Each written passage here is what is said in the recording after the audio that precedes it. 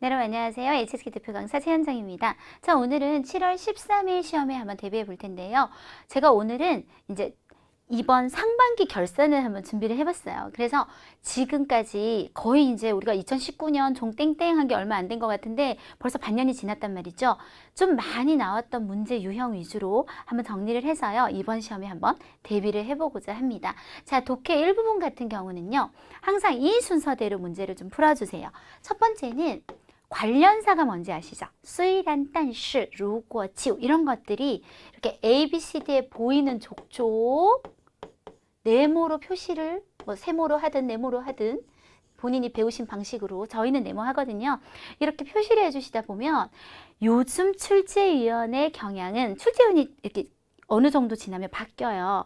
근데 예전 출제위원님은 굉장히 힘들게 어려운 문제를 많이 냈어요. 관련사에서 어떤 문제를 냈냐면 虽然但是짝 좋은데 근데 여기 의미에 안 맞는 거 그런 거는 일이 굉장히 복잡해요. 근데 요즘 출제위원님은 짝 자체가 너무 말도 안 되는 게 들어가 있는 게 굉장히 출제가 많이 되고 있어요. 2018년부터 쭉. 그래서 일단 항상 네모부터 먼저 해서 이게 짝이 괜찮나? 하고 전체적으로 한번 살펴보시고 그 다음에 SVO 주어, 서술어, 목적어 가장 주간 그러니까 문장의 핵심들을 딱딱 찾아내세요.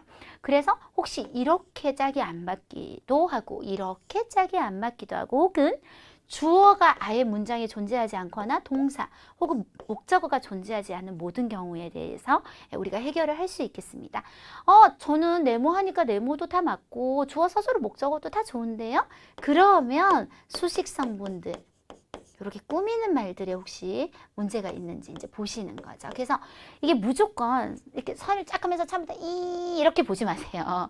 그렇게 하면 틀린 게 잘 안 보여요. 솔직히 말하면. 그래서 항상 큰 호흡부터 작은 호흡으로 들어갑니다.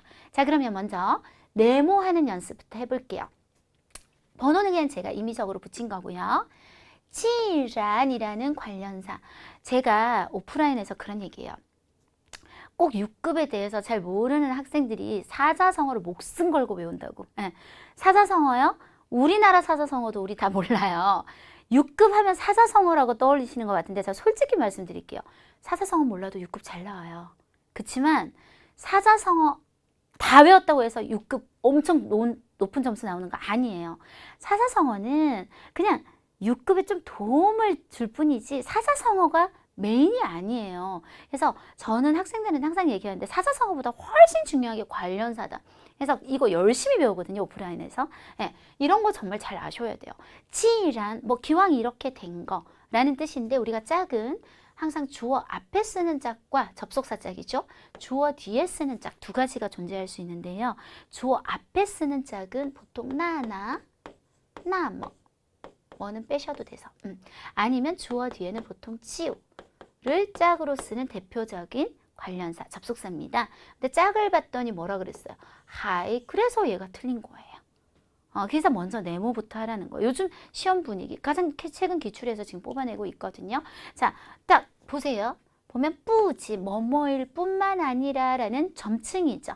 그럼 보통 우리가 이제 주어 앞에 잘 쓰는 짝은 ar치에나 게다가 뭐 빙치에 이런 것들. 자, 뒤에는 뭐 또라는 의미를 전달해 줄 수 있는 부사들 예나 하이나 이런 것들 쓰게 돼요. 그런데 뒤에 뭘 썼냐면 얼씨를 썼어요. 얼씨는 不是 A, 而是B 라는 유명한 구문이죠. A가 아니라 B다. 이런 것들로 바로 찾을 수 있는 경우가 요즘 시험에서 적게는 한 문제, 많게는 두 문제까지도 나오고 있기 때문에 첫 번째 단계 뭐 하라? 네모하라. 관련사를 먼저 찾아서 짝이 괜찮은지 체크하라가 첫 번째 얘기가 되겠습니다. 그러면 두 번째 뭐 하라? SVO 문장의 주간. 주간이라는 건 가장 기둥들을 한번 찾아보자. 주어, 서술어, 목적어. 모이엔이란 사람의 小说 소설은 총만이라는 건 5급 동사로 뭔가 추상적인 걸로 가득하다, 넘치다. 어떤 치시, 향투, 어떤 시골의 그런 냄새로 가득하다. 인츠 따라서 자 주어가 없어요. 被称为불려진다 뭐라고? 작가라고. 그러면 우리가 이런 경우 주어, 서술어, 목적어, 주어 없이 바로 서술어가 나왔다는 건 여기에 이미 어떤 것이 약속이 되어 있는 거냐면 앞에 주어가 뒤에 계속 이어진다. 그러면 어떻게 되냐? 소설이 작가라고 불린다. 말이 안 되죠. 주어가 없어요. 두 번째 문장에. 그러면 어떻게 이 모이엔이라는 사람을 가리키는 인칭 대명사 타를 하나 넣어서 그가 어떤 작가라고 불려져야겠죠. 자, 밑에 문제 한번 볼게요. 뭐 필요 없는 말인 것 같고요. 전국 모든 곳에서 뭐 이 정도로 시엔칠러 뭔가 불러 일으켜졌다. 일어났다. 뭐가 어떤 하는热潮 열기가 일어났다. 일단 핵심만 보고 있는 거예요. 到处都 도처에 미만이라는 말은요. 뭔가 연기나 안개나 분위기가 자욱하다, 가득하다 이런 느낌을 주는 동사입니다. 그래서 한번 찾으러 가볼게요. 뭐가 가득하지? 이 표난 치오 표 하나 찾기 어렵다가 가득하고 이런 분위기가 가득하다? 얘는 뭔가 목적어가 지금 빠졌어요. 목적어가 없어요. 그러면 예를 들어서 이런气氛 분위기 분위기로 지금 가득하다. 이렇게 가주셔야겠죠. 자, 그림을 또 그려볼게요. 지에우라고 하는 춤은 슈위 어디에 속합니까? 이러한 일단 해석을 자세히 안 하고 넘어가는 거예요. 요양운동, 산소가 있는 운동, 유산소 운동에 속합니다. 자, 여기까지 좋았어요. 일정한 쇼샤 몸이 좀 마를 수 있는 다이어트 할 수 있는 꽁샤 효과가 동사 어디 갔죠?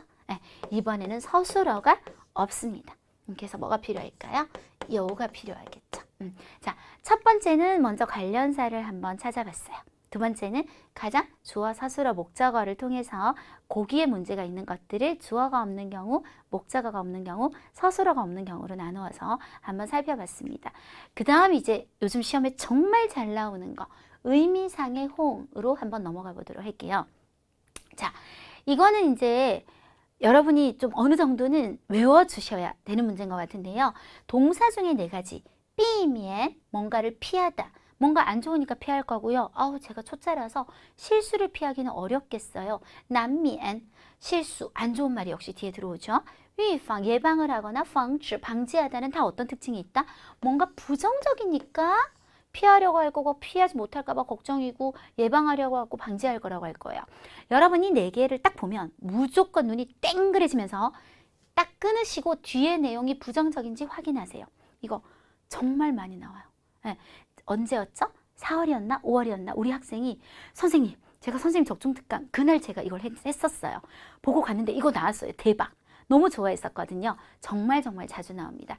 자, 얘네들을 접속사로 한번 바꿔볼게요. 제가 편의상 앞에 문장을 A, 뒤에 문장을 B라고 한번 해볼게요.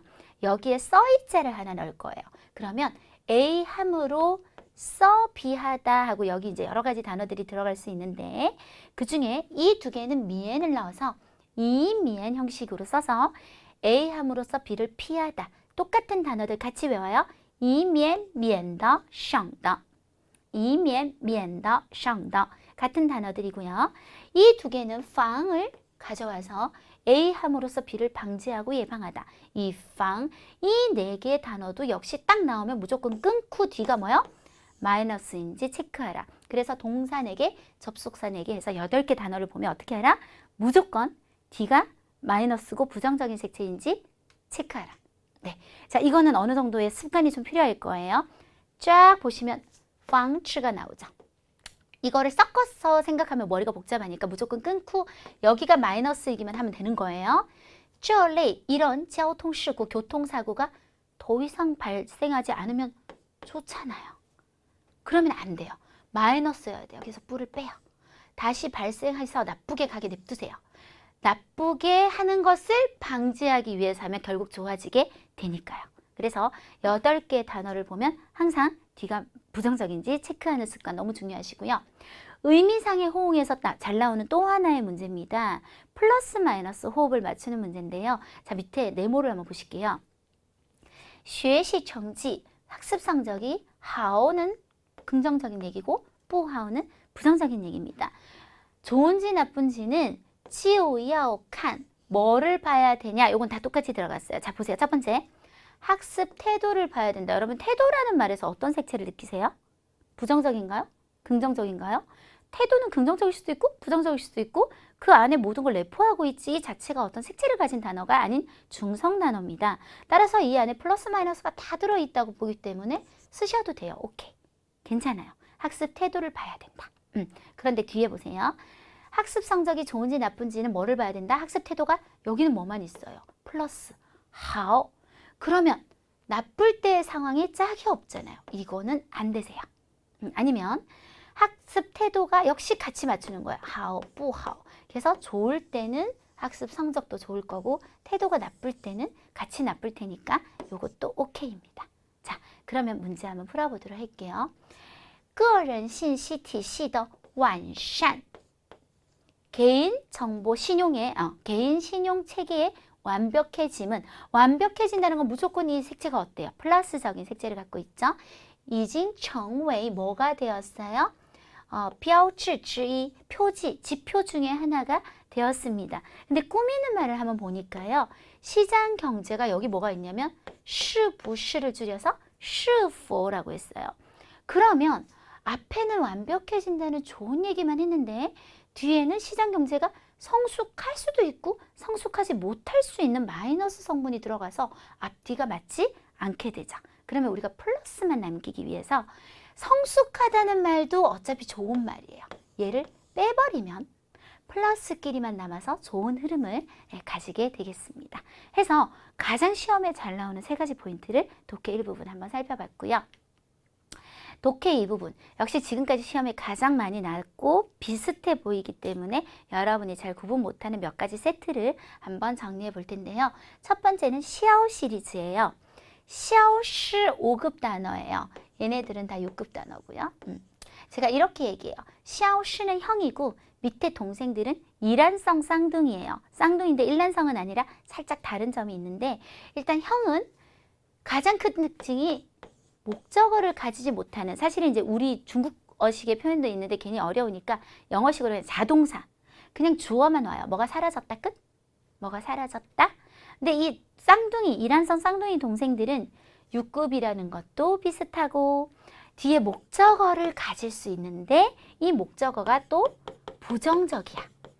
아주 안 좋은 것을 없애다 제거하다라는 뜻까지 똑같아요. 그런데 일란성인 이유 얘는 주로 수상적이면서 부정적인 것을 없앨 때 샤오미에는 구체적이면서 부정적인 걸 없앨 때 쓰게 됩니다. 예를 들어 추상적이면서 부정적이라 그러면 샤오추 빌라오 피로를 없앤다거나 오란, 오염, 오회, 오해나 야리, 스트레스 같은 걸 없애다. 이런 것들이 전형적이 되겠고요.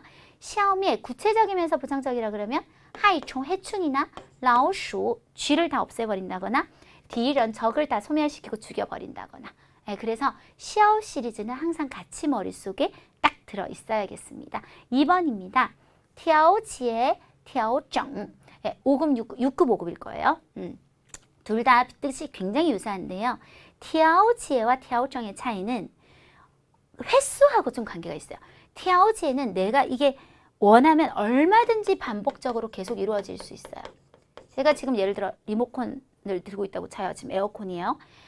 너무 추워. 좀 내려야겠는데. 아니가 좀 올릴까? 제가 이거 얼마든지 눌러도 되죠.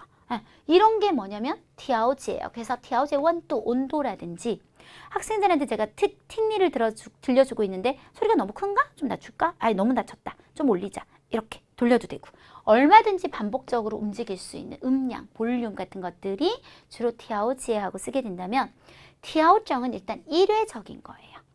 일단 지금 상태가 문제가 있어서 한 번 딱 좋은 방향으로 바꾸는 것을 티아오정이라고 하는데 예를 들어 요즘 어떤 뭐 시장에 채소, 배추 가격이 너무 비싸요. 그러면 정부에서 어떤 대책을 세워서 티아오정价格 하는 건 일회적이라고요. 그런데 이게 또 시간이 지나서 또 배추 가격에 문제가 생기면 그때 가서 또 한 번의 일회적인 티아오정 价格 해야지 1분 전에 올렸다가 1분 후에 내렸다가 또 5분 후에 다시 올렸다 이렇게 할 수 없는 문제라는 거죠. 시간 우리 다 같이 MT 가기로 했어요. 5시에 모여요 했는데 좀 5시가 안 된다는 사람이 서서히 늘어나는 거예요. 지금 문제가 생기기 시작했죠. 그러면 티아오정 시간에서 5시를 6시로 옮겨요. 6시로 옮겼는데 나중에 문제가 생기면 그때 가서 또 옮기는 게 또 티아오정 1회 1회를 들어가는 거예요. 신탈 여러분 시험 치러 가셨어요. 6급 명사 심리 상태. 너무 긴장이 되는 거예요. 심호흡을 하면서 아니야 긴장하지 말자. 우리 흔히 하는 말로 마인드 컨트롤. 긴장된 상태가 지금 문제가 있으니까 좋은 상태로调整心态. 그래서 이 두 개는 이렇게 구분을 하시면 되겠습니다. 네, 세 번째는 까이 시리즈인데요. 어차피 얘네들은 까이라는 글자가 다 들어가요. 따라서 뒤에 있는 이 글자들이 이 의미의 미세한 차이를 나타내주게 될 텐데요. 첫 번째, 한국어로는 지금 다 똑같아요. 개선하다. 그래서 제가 한국어로 단어 외우지 말란 얘기 진짜 많이 하는데 까이진에서 진이라는 말에서 얻는 우리가 느낌은 뭐냐면 뭔가 진보하고 발전해요. 그래서 조금 옛날식에서 좀 새로운 방식으로 더 발전이 되는 쪽으로 바꾸면 까이진이라는 말을 쓰게 됩니다. 지금도 뭐 신발 만드는 기술이 있겠지만 그 기술을 로봇을 써서 더 발전시키다. 까이진 지수라든지 뭔가를 하는 방법이 있겠지만 더 발전시키다. 까이진 방파. 정고는 사실 이미 참 좋은 단어예요. 제가 연구를 통해서 뭔가 암을 낫게 할 수 있는 어떤 물질을 개발했어요. 근데 이게 좀 더 실용화될 수 있게 더 발전시키다. 까이진 정고 이런 느낌이라고 보시면 되고요. 이 두 개는 좀 묶을게요. 왜냐하면 량, 샨 그리고 글자가 하나 더 있는데 지아라는 글자까지. 네, 원래 어순 이렇게 쓰시면 안 되는데 획순 지금 전자칠판이라 왔다 갔다 해요 제가. 지아까지 해서 량, 샨 지아는 전부 다 好的意思, 좋다라는 뜻입니다. 그래서 얘네 둘은 똑같아요. 나쁜 걸 좋게 바꿔요. 그러면 똑같나요? 차이점은 까이량은 주로 구체적인 걸 좋게 바꿀 때, 까이샤는 추상적인 걸 좋게 바꿀 때 많이 씁니다. 예를 들어 까이량 투랑, 토양, 6급 단어예요. 여기 땅이 되게 척박하고 뭘 심어도 잘 안 나고 좋게 바꿔요. 까이량 투랑. 품종을 개량한단 말은 한국어도 쓰거든요. 까이량 빈종, 이씨앗이 조금 더 큰 열매가 날 수 있게 좋게 바꾸는 거. 어떤 꽁쥐, 도구, 셔베, 설비 이런 것들하고 쓴다면 얘는 추상적인 거. 나랑 저랑 싸웠어요. 관계가 지금 안 좋아요. 까이샹 관시 관계를 좋게 바꾼다거나 아프리카 애들이 공부하는 환경이 안 좋죠. 좋은 걸, 안 좋은 걸 좋게 까이샹 환징 같은 것에 쓰게 됩니다.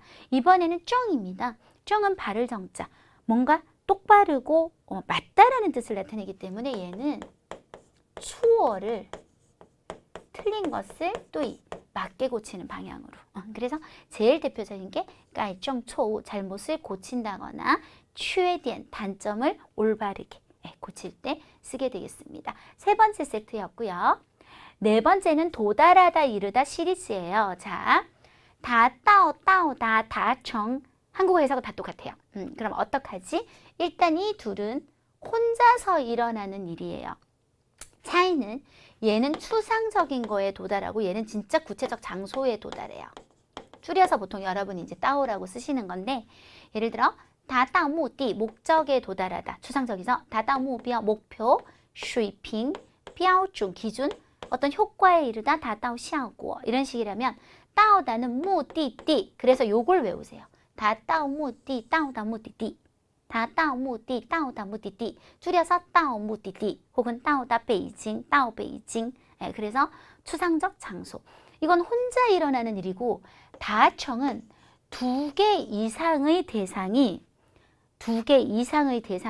공통된 인식에 도달할 때 쓰는 말로 가장 대표적인 게 얘예요. 다청 시의 협의에 이르다. 협의에 이르려면 나 혼자 하는 게 아니라 상대랑 서로 막 이렇게 실랑이를 하다가 그래요 그럼 우리 이렇게 하기로 해요. 공통된 인식에 이를 때 공시 말 그대로 공통된 인식 다청 공시 이럴 때 쓰게 됩니다. 그래서 한국말이 똑같다고 다 똑같은 건 아니라는 거죠. 자, 아우 진짜 시험에 잘 나와요. 자, 导致 致使 이致 어떤 글자가 공통적으로 보이세요? 致가 보이죠. 致라는 글자 자체가 비엔이 뭐 이것도 6급 단어인데 사실은 잘 적혔죠? 자, 비엔이란 말은 부정적인 뜻을 가진 어떤 한자예요. 그래서 얘네들은 다 부정적인 어떤 결과를 초래하고 야기시키다라는 뜻은 베이스가 똑같은데요. 일단 얘네 둘은 둘 다 동사예요. 그래서 똑같은 것 같지만 얘가 문제예요. 나오찌는 그냥 목적어가 오면 돼요. 안 좋은 거. 그런데 시는 우리가 사동동사라고 해서 모양이 정해져 있잖아요. 뭔가로 하여금 뭐뭐하게 하다. 뒤에 명사 한번 나오고 또 동사 나오는 모양을 갖춘 상태에서 써주셔야 되고 얘는 달라요. 이 쥐는 아까 우리 왜 이미엔 할 때 했는데요. 얘는 접속사, 문장과 문장을 연결해요. 앞에 문장을 A, 뒤에 문장을 B라고 편의상 얘기하면 A 함으로 써 어떤 나쁜 결과에 도달하다. B라는 나쁜 결과에 도달하다. 얘는 품사가 많이 달라요. 그럼 우리 문제를 한번 풀어볼게요. 他的行为, 그럼 동사가 필요하죠. 严重的 심각한 결과를 초래했다. 동사가 필요한데 얘는 모양이 안 나와서 정답은 누구만 쓴다? 导致만 쓴다. 되셨죠? 똑같아요. 他的行为, 그의 행위는 잘 보세요. 동사 필요해요. 实验无法进行, 실험이 진행되지 못하는 나쁜 결과. 이 전체를 하나의 목적으로 제가 볼까요? 그러면 요거 导致 써도 돼요. 그냥 제가 1이라고 할게요. 이거 다 못 적겠어요. 1. 그런데 자 보세요. 실험으로 하여금 진행이 안 되게 만들었다. 이렇게 봐도 되죠. 그래서 요거는 뭐도 된다? 2번도 가능하다는 거예요. 그래서 사실은 이 두 개 관계는 벤 다이어그램으로 그리면 요렇게. 무슨 얘기죠? 知识를 쓰는 곳은 다 导致로 커버가 돼요. 근데 导致를 쓰는 모든 곳이 知识가 사용되는 거는 아니라는 거죠. 자, 세 번째 문장 보시면요. 준비 공조, 준비 업무를 잘하지 못했어요 해서 한 문장이 이미 나왔어요. 그리고 실험이 진행이 안 되게 됐어요. 이거는 이미 문장과 문장을 연결하는 뭐가 필요하다? 접속사. 그래서 3번 이 즈가 들어가게 되겠습니다. 네, 이렇게 해서 우리가 좀 굉장히 시험이 잘 나오는데 여러분이 헷갈려 하시는 것들 몇 세트 한번 해봤고요. 자, 쓰기입니다. 오늘은 쓰기를 이제 막 진짜 읽고 하는 것보다는 쓰기의 전반적인 얘기를 한번 해보도록 해요. 쓰기를 우리가 10분 동안 보는 시간을 부여받게 됩니다. 펜을 잡지 않으셔야 되고요. 펜을 잡는 것만으로도 부정행위로 간주되기 때문에 눈으로 혹은 손가락으로 10분 동안 쓰기를 보게 됩니다. 자, 이 10분을 가장 잘 활용하는 방법에 대해서 먼저 공유를 하자면 일단 절대 해서는 안 되는 행동부터 얘기할게요. 우리는 알파고가 아니에요. 처음부터 외우기 시작하시는 분들 계세요. 우리 지금 뭐 하는 거죠? 천자의 글을 보고 400자로 줄이는 작업을, 즉 40%로 줄여내는 작업을 해야 되는데 이걸 다 외우면 줄이지도 못하고 그냥 가장 현실적인 얘기는 이거 어떻게 외우냐고요. 10분 안에. 외워봤자 한 3, 4줄 외우면 끝날걸요? 저 제발 좀 그러지 마세요. 아시겠죠? 일단 대략 한 3, 4분, 될 수 있으면 3분이면 좋죠. 통독이라는 걸 하세요. 통독이 뭔지 아시죠? 대충 읽으라는 얘기예요. 특히 앞부분과 뒷부분을 읽는 게 좋아요. 우리가 보통 제일 시작하는 느낌과 끝나는 느낌을 보면 이야기의 흐름이 느껴져요. 느껴지기 때문에 대충 통독을 한 3분 정도 해주시고요.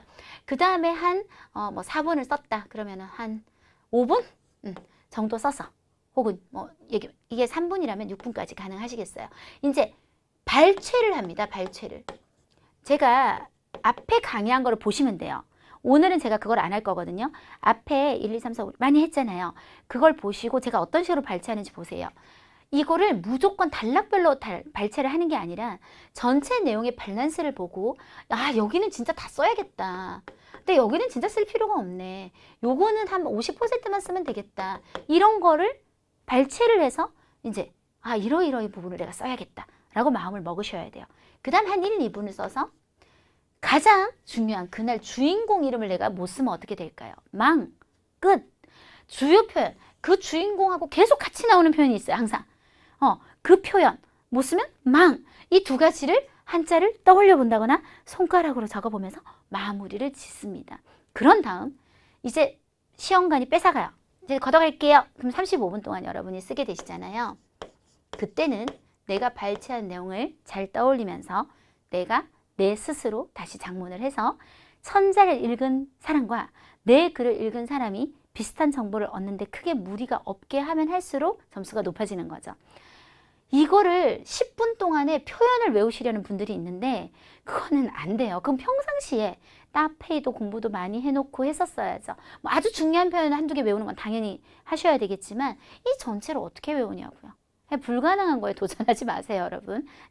요즘 쓰기 점수 때문에 난립니다. 굉장히 점수대가 낮아졌어요. 그러니까 예전 같으면 똑같은 작문이라도 60점을 줬던 점수의 어떤 기준이었다면 요즘은 시험은 두 가지 방법이 있죠. 이게 시험을 까다롭게 만드는 방법은 특히 쓰기처럼 주관적인 이 점수를 주는 시험 같은 경우는 쓰기 자체의 난이도를 올리는 방법 말고도 점수 기준을 굉장히 까다롭게 잡는 거예요, 요즘은. 그래서 한 예전에 60점 나올 작문이었다면 40 몇 점대? 이렇게 생각, 한 10점 정도 이상은 좀 떨어져서 나온다고 생각하시는 게 맞는 것 같아요. 쓰기가 그만큼 이제 중요해진 상황이 됐는데요. 자, 단락을 항상 번호를 붙이시는데 눈으로 물론 붙이셔야죠. 쓰면 안 되니까. 보통 우리가 아주 단락이 적어도 8개에서 많게는 11개까지 많이 나오는데요. 단락이 이렇게 많아서는 절대 요약 작문을 할 수 없어요. 왜냐하면 우리가 생각을 해보세요. 어떤 단락을 이렇게 쓰다 보면 요약 작문을 해요. 이 단락을 그대로 지키면서 쓴다고 생각해보죠. 뭔가 원고지가 남게 되죠. 그럼 또 못 써요. 그럼 또 내려가요. 2칸 띄워요. 그럼 또 뭐 남고 이런 식으로 하다 보면 400자가 아니라 진짜 300자도 못 쓰는 경우가 생겨요. 그래서 보통 요약 쓰기에서 가장 좋은 단락의 개수는 3개에서 6개인데 보통 4, 5개가 참 좋습니다. 근데 이게 가능한 게 이게 원래 11개의 단락이었다 하더라도 줄이다 보면 내용에 연관성이 생기는 것들이 생겨요. 묶으면 되는 거예요.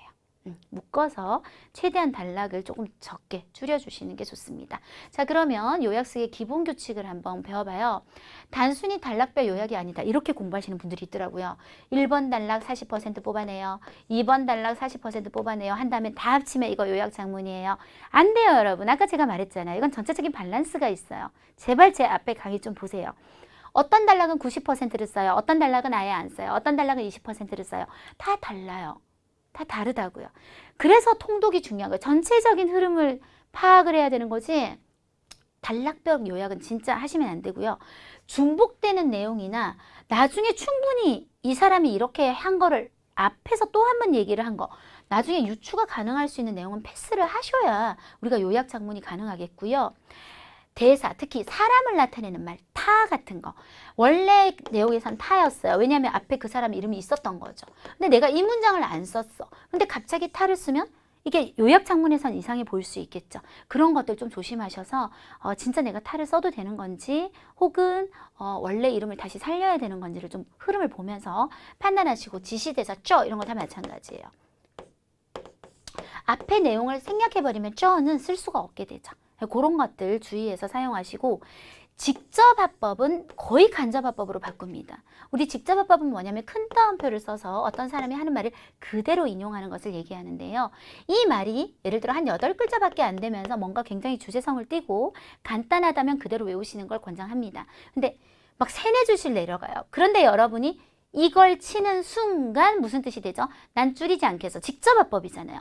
하나도 못 줄이는 상황이 되고 그대로 외워 쓰셔야 되는 상황이 되기 때문에 반드시 무조건 간접화법으로 바꾸시는데 간접화법으로 바꾸게 되면 쉼표를 그냥 찍고 넘어가시면 되고 원래 나는요 어쩌고 저쩌고 했던 것들이 다 바뀌게 되겠죠. 그는 이렇게 됐다. 그런 방법들은 자세한 건 특히 지난달 적중특강에서 아주 제가 얘기를 많이 했거든요.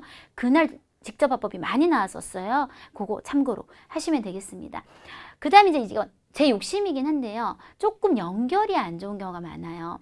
제가 이제 오랫동안 여러분을 가르쳐 보니까요. 어떤 게 좀 있냐면 학생들이 마침표가 되게 너무 자주 나와요. 그러니까 이게 줄여서 쓰는 거면 아직 연결되고 있는데 전부 다 이걸 마침표로 찍으니까 마침표가 되게 많더라고요. 그러면서 뭐가 문제가 생기냐면 연결성이 굉장히 떨어지는 거예요. 말하자면 다 말이 떨어져요. 그는 학교 갔다. 선생님 만났다. 선생님 비판했다. 화가 났다. 퇴학했다. 이런 식이 되어버리는 거예요. 그래서 그는 학교에 갔는데 선생님 만났는데 뭐 야단을 맞았다. 까지 마침표를 찍어서 소위 그래서 뭔가 연결을 하는 말들로 조금 더 부드럽게 연결을 해줘야 조금 더 좋은 점수를 얻을 수 있겠습니다. 그 다음 제가 제목 쓰는 법에 대해서 오늘 여러분하고 한번 얘기를 해볼 텐데 사실 쓰기 같은 경우는 딱 2가지 형태입니다. 어떤 이야기만 하다가 그냥 그는 그래서 잘 됐어요. 이렇게 끝나는 경우가 있고 마지막 한 단락을 조금 더 써서 그 이야기 끝에 도리나 교훈을 조금 더 자 봐라. 이 사람을 봐라. 성공은 이렇게 되는 거다. 이렇게 얘기를 하는 경우가 있는데요. 이야기로 끝이 나는 경우는 이야기에 가장 많이 언급된 사물을 이용하는 게 좀 좋아요. 사실 사람은 안 되나요? 라고 많이 얘기하시는데 사람을 써서 좋은 제목이 나오는 경우가 중국어는 조금 많지는 않아요. 상황을 물론 제가 보긴 해야 될 텐데, 예를 들어서 제가 몇 가지 이제 적은 게 있는데, 이 이야기는 뭐냐면요. 아들이 돌멩이, 3살, 4살 엄청 꼬맹이에요. 돌멩이 줍는 거를 좋아해요. 그냥 일반 돌멩이. 그래 놓고요. 이 돌멩이를 막 자기 보배인 거예요. 그래서 길에서 아빠한테 뭐 하나 적어달라 그래요. 이거 한 돌멩이 하나당 1달러예요. 해서 팔아요. 그러니까 아빠가 뭐 비웃어요. 야, 그걸 누가 사겠냐? 근데 얘가 막 이렇게 닦아서 이렇게 해놓으니까 어떤 아줌마가 와서 이게 진짜 1달러를 주고 하나를 사요. 그래서 얘가 막 이렇게 되어서 아빠한테 봐요. 내가 된다고 했잖아요. 나는 분명히 이걸 믿었다니까요. 뭐 이런 내용인데요. 이런 내용에서 가장 최악의 제목은 아빠와 아들이에요. 진짜 의미 없잖아요. 여기서 가장 이 이야기를 끌어가는 건 돌멩이잖아요. 거기다가 수식 성분으로 그것의 관련자, 누구의 돌멩이죠?兒子的石头이런 거라든지. 아니면 이 이야기는 뭐냐면요. 이야기를 설명해야 여러분 이해가 가실 것 같아서. 허흑하는 원래 우리 왜 생일 축하해 하고 이렇게 엽서 같은 거 쓰는 거를 얘기해요. 아들이 장사를 하러 갔는데 장사가 쫄딱 망한 거예요, 사업이. 그래서 엄마한테 편지를 쓰는데 뭔가 자살할 것 같은, 제가 2번 다시 이제 집에 돌아가지 않겠어요. 엄마가 너무 급한 마음에 집에 막 엽서를 찾는데 이 축하 카드 말이 안 되잖아요, 사실은. 근데 이거밖에 없어서 거기 아들아 너 없으면 엄마도 죽을 거다 뭐 이런 식으로 나 없이 못 산다 해서 붙였는데 이 엄마가 너무 급한 마음에 우표를 안 붙여버려요. 그럼 사실 우표를 안 붙이면 붙여지면 안 되잖아요. 그런데 이걸 보는 그 과정에 모든 사람들이 내용이 보이잖아요. 이건 누군가의 생명과 관련이 있는 거예요. 결국은 아들의 손에 들어가는 그런 감동적인 얘기인데, 이 이야기를 끌어갈 때 또 마찬가지예요. 무친허얼스, 진짜 의미 없는 제목. 제목으로는 별로 점수가 나오지 않을 제목이에요. 이 이야기를 끌어가는 거는 정말 그 상황에서 급하게 찾았던 뭐? 허카. 근데 누가 쓴 허카? 엄마의 허카. 그 다음 이거는 여러분 아셔요. 우리 옛날에 벌거벗은 임금님 아시죠? 동화책. 임금님이 사기꾼들한테 속아서 이거는 똑똑한 사람한테만 보이는 옷이에요 하고 벌거벗고 이렇게 행차하다가 어떤 애기가 임금님 벌거벗었는데? 이렇게 사람들이 막 웃는 그런 이야기잖아요. 우리나라를 보세요. 벌거벗은 임금님이죠. 핵심에 사람이 들어가잖아요. 그러면 토이푸더 황띠 하면 그게 참 중국어로 이상하다고요. 중국어는 사람보다는 사물, 신装, 새 옷 아니면 이프. 근데 누구의 옷? 거기서 황띠라고 나왔었기 때문에 황띠의 신装, 신이프 이런 식으로 제목을 하는 게 보통 좀 멋진 제목이 나오는 방법 중에 하나고요. 인물 비교형인 경우가 있어요. 두 사람을 비교하는 거예요. 예를 들어서 저희가 하는 책에 보면 뭐 어떤 거 있냐면 늙은 의사와 젊은 의사가 있어요. 경험이 풍부해요. 경험이 부족해요. 그래서 병을 아주 대충 봐요. 아주 상세하게 봐요. 환자가 점점 줄어요. 점점 많아져요. 이런 비교를 계속하면서 나아가는 경우는 토끼와 거북이하고 똑같은 거예요. 예를 들어 토끼는 빨라요. 거북이는 느려요. 토끼는 좀 게을러요. 거북이는 부지런해요. 토끼는 중간에 잠을 잤어요. 거북이는 끝까지 노력했어요. 토끼는 졌어요. 거북이는 이겼어요. 착착착착. 이렇게 비교될 때는 그 두 개를 토끼와 거북이처럼 라오이셩和 샤오이셩 이런 식으로 두 인물을 제목으로 하는 게 좋아집니다. 그래서 아까하고는 상황이 좀 다르다는 거고요. 두 번째, 아까 말한 것처럼 돌이나 교훈이 있는 경우가 있어요. 끝에. 그 경우는 그 속에 있는 핵심 단어를 이용하면 참 좋은 제목이 나오는데요. 예제 한번 볼게요. 어떤 이야기 끝에 이런 게 나온 적이 있어요. 其实艺术存在于 예술은 어디에 존재한다? 生活的每个角落 우리 생활의 모든 곳에 존재합니다. 能不能发现 이거를 발견할 수 있느냐 없느냐는 就看 뭐를 봐야 된다. 你有没有 당신이 있는지 없는지 一颗艺术的心 어떤 예술적인 마음이 있는지 없는지. 즉 뭐예요? 이거는 예술은 결국은 생활에서 오는 거다. 해서 여기 있는 단어들을 다 쓰는 거예요. 이슈, 생활. 단 조금 표현을 원래는 라이 위엔위죠. 라이. 그런데 두 글자 맞추기 위해서 보통 많이 뺍니다. 제목에서. 생활에서 오는 것이다. 이런 것들을 여기 있는 단어들을 잘 짜집기 위해서 제목을 만드는 방법도 있겠습니다. 네, 이번 특강도요. 우리 최현정 사단의 세 분의 선생님이 함께 열심히 시험 쳐서 준비해서 여러분한테 전달해 드렸습니다. 자, 이렇게 해서 우리 상반기 결산 적중 특강 한번 해봤는데요. 자, 똑같은 문제가 물론 나오기는 힘들겠죠. 하지만 이 문제를 접근하는 방식이나 그리고 지금까지 많이 나왔던 것들은 여전히 많이 나올 가능성을 갖고 있다는 거. 쓰기에 접근하는 방식, 제목을 어떻게 만들어야 될지 이런 요령, 이런 것들은 충분히 여러분한테 큰 도움을 줄 수 있을 거라고 생각합니다. 잘 활용하셔서 7월 시험에서 좋은 성적 얻으셨으면 좋겠습니다. 수고하셨습니다.